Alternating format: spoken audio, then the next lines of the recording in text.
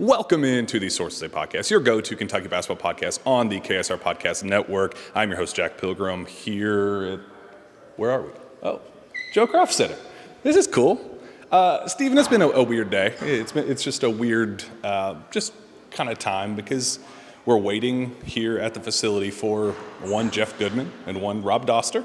You may have heard them this morning on KSR. We were there. It was a really fun time talking kind of the preview to their all-access show, poking some jabs about some of the nonsense that we heard from Pat Kelsey and their meeting down the road at Louisville, talking about Louisville being point guard U and some of those just insane takes. But they made the trip down to Lexington today to watch practice, to interview Mark Pope. And that kind of got a little wacky with them playing the game operation, kind of testing his medical prowess and getting some other updates on things. We heard from Otega Owe talking about what his actual toe injury ended up being, turf toe. So Joe Burrow and Otega Owe have something in common. In fact, they actually used the exact same doctor to kind of determine the severity of the injury. Very fortunately, Otega's is a whole lot better than Joe Burrow. So sorry for that, Bengals fans. But we're here. We're just kind of hanging out and waiting for Jeff and Rob to wrap up downstairs at the Joe Craft Center. And guess what? I'm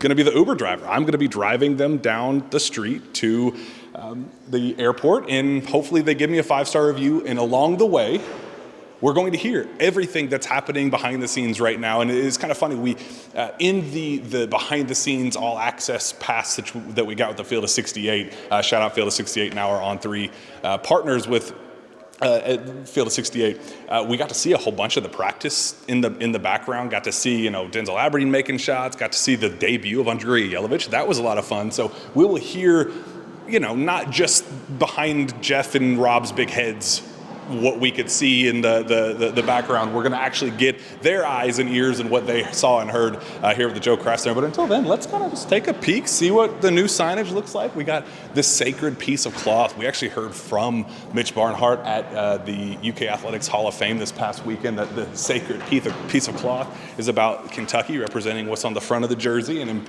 making sure that's the always going to be the main thing here. So that's why Kentucky's in big, bright white letters. We love seeing that. Obviously, we get the backdrop of all the championships and understanding the assignment of winning more of these and filling up this trophy even more so. And then obviously, national champions. The assignment being number 9. And then this one, we got to make sure this ticker keeps moving up. The all-time wins is at 2,422 right now. We're in a neck-and-neck battle with the Kansas Jayhawks. So that obviously is priority number 1. We got to make sure that always stays ahead of Kansas and anybody else that's looking to nip at our heels. So that's going to keep going up, and hopefully there are 40 more of those added by the end of this season, and we can celebrate the assignment of banner number 9 coming home to the Joe Craft Center, coming home to Rupp Arena and hanging another banner. So we will just wait around, see what happens, and maybe we'll get Jeff Goodman and Rob Dauster here soon, and hopefully things go well on the way to the airport. We'll see you on the other side. Go Cats.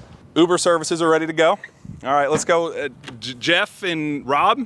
Jeff, yeah, Rob? Okay, cool. 5 stars only. All right. 5 stars only. All right, all right, let's see if we can. Fit it all? Let's go. All right. Let's go here. You got a baby seat in there or something? No, this is Steven's car. All right. It's all right. Camera wagon. All right, let's go here. Straight up, maybe. All right. Excellent. Remember, 5 stars only. 5 stars only. All right. We're here. We're leaving the Joe Craft Center with my very special guests, Rob Dauster and Jeff Goodman. Folks, what's going on? What are the odds that we call for an Uber here from the Joe Craft Center and it's Jack that picks us up? I think Matt Jones, you need to give him a raise. He's driving Uber right now. Yeah, either that or you guys need to up your travel budget to be able to afford this. So the reason why we're having you today is because you just had a very unbelievable episode of all exclusive, all access pass with Mark Pope and the Kentucky Wildcats. An unbelievable interview. You guys nailed it. But I don't care about all that stuff. I want to know the good stuff, the juicy stuff. What'd you see at practice? We got to know the in-depth details of life at the Joe Craft Center. So I think the most interesting thing for me from watching the practice is the way that the teams were kind of broken up when they were scrimmaging, right? Like who was on the who was the starters, who was on the white team, who was on blue. But Talia's calling. This is just chaos, absolute chaos. Hey, there's nothing better than that. That's how we do it at the Field of 68. But the other part of it I thought was interesting was the positional breakdowns that they did.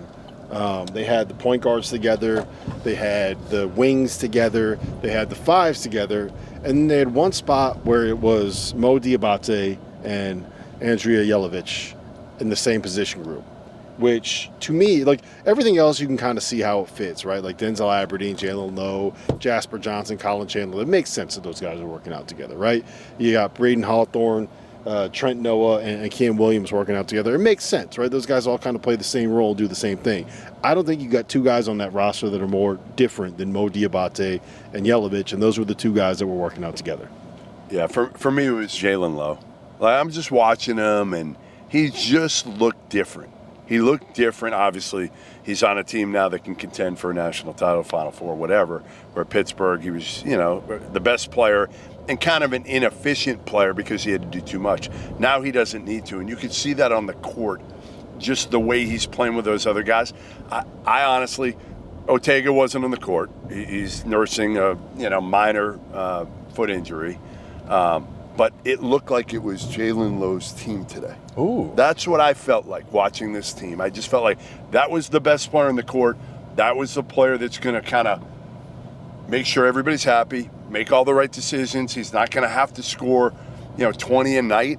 He's got so much around him. So I just feel like, to be honest, if Jalen, I think he might be the key to this team watching this. So we know Otega Owe is Otega Owe, but the speculation, the scuttlebutt throughout the summer was it was 1A, 1B, Otega Owe, and Jalen Lowe up there. Based on what you saw, is there truth to that, would you say? Yeah, probably. It's hard to know because Otega wasn't out there, but I will say that I think the best version of this team is when those two are playing together, right? Because you have a guy that can be something of a creator, something of a – I mean, he is a point guard, the way that he thinks the game and the way that he views the game, right? We heard Cam talking about at the end how he is the basketball knowledge and basketball IQ and the leadership that he provides is different. And then you have Otega, who is more of a finisher, right? So I think that those two play really well together. And honestly, if you have that as your starting backcourt, that's as good as you're going to find in college basketball. Yeah, I mean, the bigger question is kind of from there, right? Who's starting?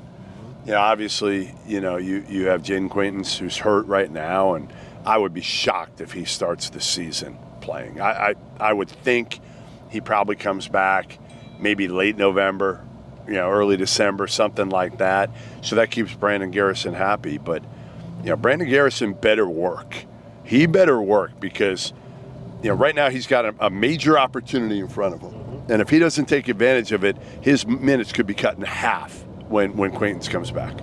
And when you talk about the bigs, obviously, you were on KSR with us today. You guys did a great job. I really appreciate your time. I kind of just threw a little softball at Rob and said, hey, I've heard good things about Jelovic. I like some of the things I've heard about Jelovic. How did he jump off the page to you first time seeing him? They were raving about how well he can shoot it.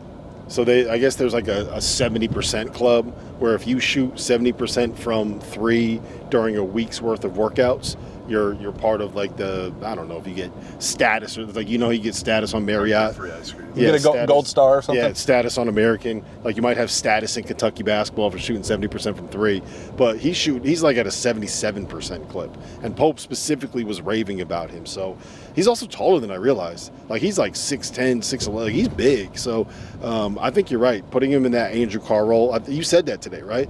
Yeah, putting him in that Andrew Carr role makes a lot of sense. And I mean, he's a good player, man. And then having the switch up be Diabate be the next one, like you got to prepare for two different styles of play when you prepare for Kentucky. Yeah, and Jelovic, the one thing is with all these international guys, until you get them here and you see them, you really don't know what you have. You really don't. And again, he gives them, kind of that stretch big that Diabate that's not what he is. Now, I think he thinks he can become some of that. Mm-hmm. But I think there was a reason in Alabama. Sometimes the best thing, do what you do and do it really well.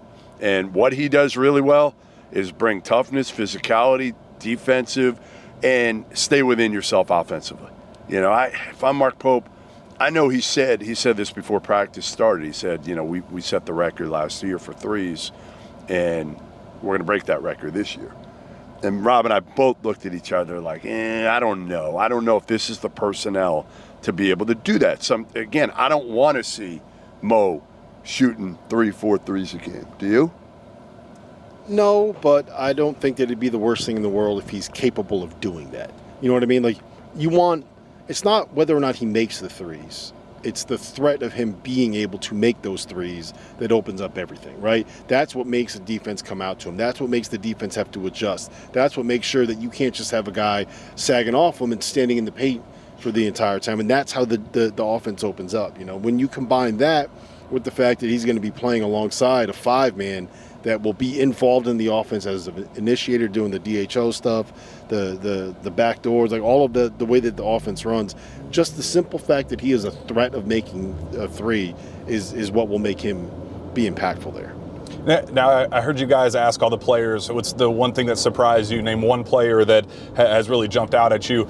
You guys seeing them with your own two eyes, who was the one person that you said, whoa, I wasn't expecting that, or did something interesting in practice that maybe you weren't expecting? I don't know. I don't know if there was anybody that, absolutely. I mean, most of them we've seen at some point. I haven't seen Colin Chandler in a while play. Yeah, we saw him in spot minutes last year, but he just, talking to him at the end, you understand how different it was for him last year and now, right? He was hurt. We didn't know that last year. He went on a mission for 2 years. He comes back, and he gets hurt, so he's not even really ready to play. Now he's guarding better. You can see that. I think his confidence is up. So I think Colin Chandler is going to play a significant role on this team. Even though, again, I can't believe I'm saying this, but 7 perimeter guys.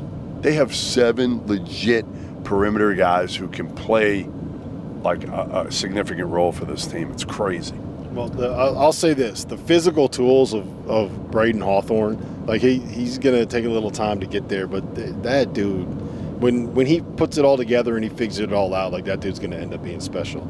I will say that I didn't realize quite how athletic and how bouncy and how mobile, I guess maybe the word is for Colin Chandler. He's going to be a guy. Last year, Remember we saw him on the circuit? Yeah, He was dunking on dudes. And when you take all that time off, I guess maybe I just kind of forgot.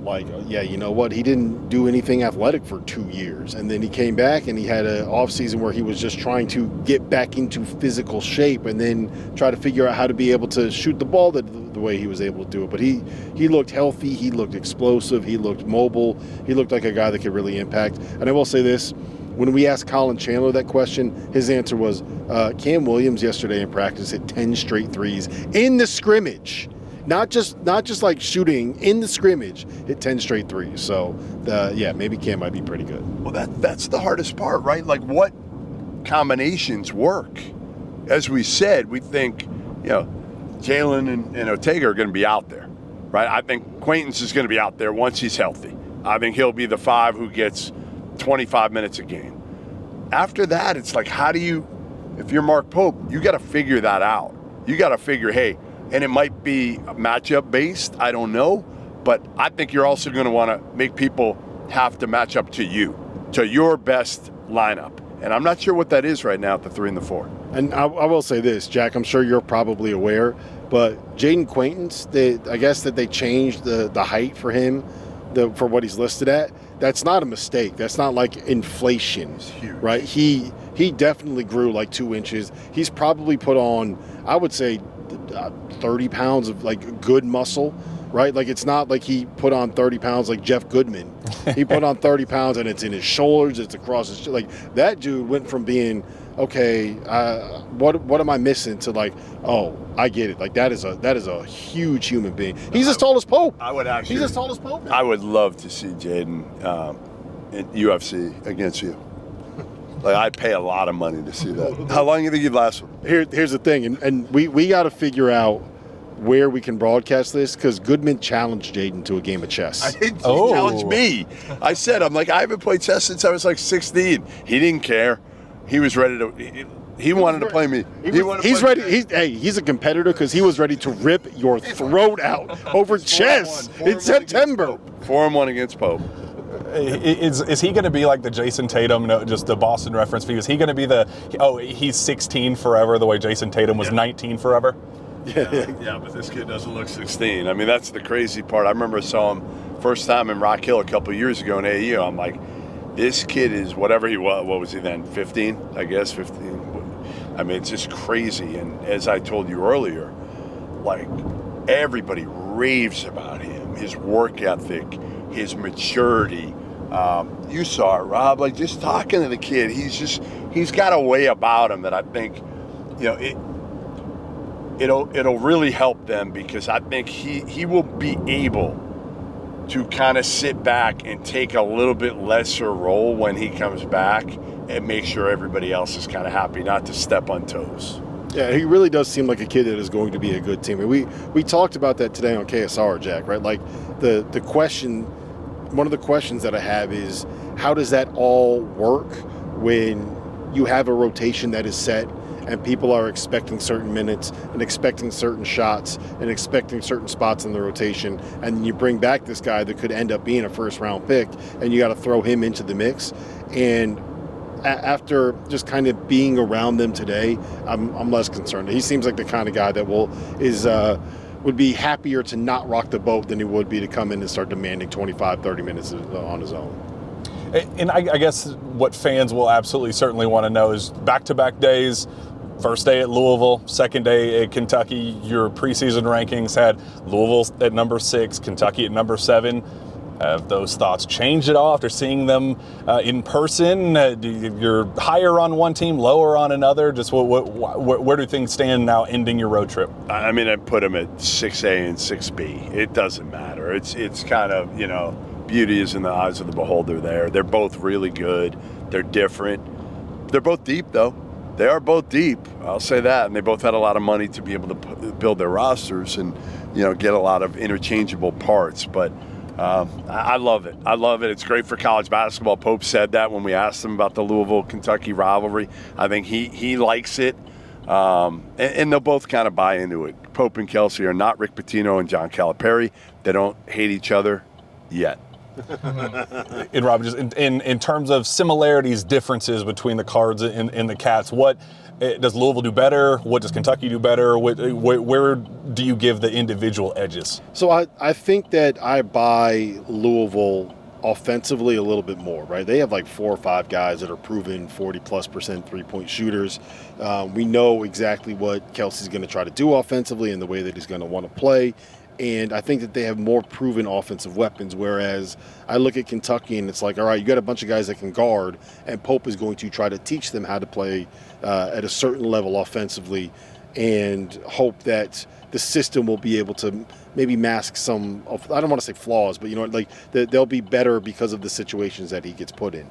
But, I mean, they're both going to end up being Final Four caliber teams, like 6, 7, 8, 3, wherever you want to put them. They can both withstand injuries. Yes. I mean, that's kind of the beauty of both teams and the way they put them together. Again, the money, the NIL helps to be able to do that, but not always, because it's still hard to recruit guys when you've got guys, right? Like Isaac McNeely. He commits. He's the last perimeter guy. There's 4 of them, who commits. Obviously, at Kentucky, I mean, these dudes, the fact that Pope was able to get him, even for the money, when so many kids would say, well, I'll go a little bit less money to be able to get more shots. Well, it's the same situation with Kentucky because they went out and I think, wasn't Denzel the last guy that signed with them? So he comes into the program knowing like, all right, I'm going to have to fight for me. There's no guarantee that I'm going to end up starting here. So I'll say this from the outside. Both of those teams and both of those programs look like they are going to end up being very, very good, entertaining, and supremely likable. I don't know if I'm allowed to say that Louisville looks like a team that's going to be likable, but from a national perspective, right? Like you have two coaches that have higher energy, that are accessible, that play an entertaining brand of basketball, and have a roster that is good enough to go out and win a national championship. That's what both of them have. So it's a great thing for the sport nationally. Although I bet you like it more if I just said, yeah, Louisville sucks, man. Like they're terrible. Get them out of the sport. What is Kentucky missing to not be one of the top 5 teams that you guys have? Honestly, nothing, right? Like, Jack, what's your favorite flavor of ice cream? All of them. Well, what's your favorite flavor of ice cream? Cookie dough. So why don't you like vanilla? You know what I'm saying? Like it's too bland. Yeah, and I need extra flavor.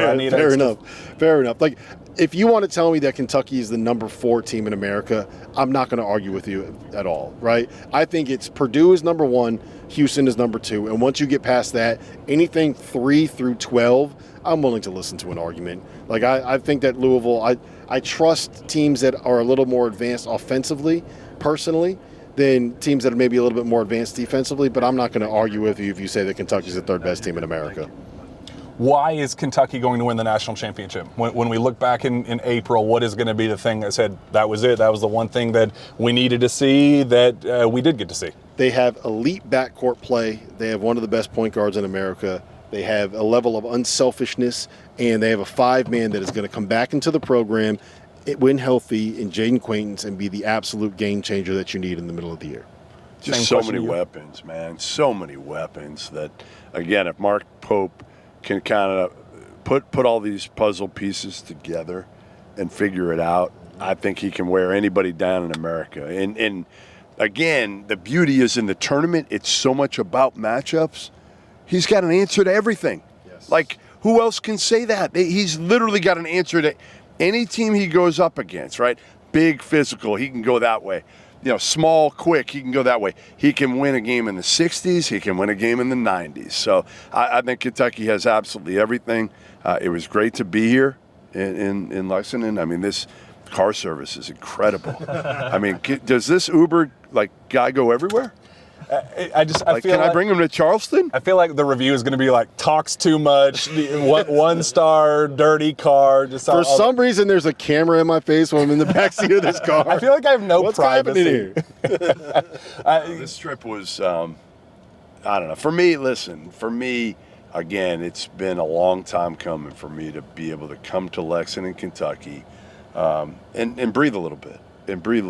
And I just feel like there's a different, I don't know, it's just a different feeling around Kentucky right now. And I think, and again, we know my relationship with Cal wasn't great, but forget that, take that aside. And I just think Big Blue Nation was so ready to move on. It had just become like suffocating in a way, I feel like, for Big Blue Nation. And now they can exhale. And you saw the interview, Jack, we did with Pope.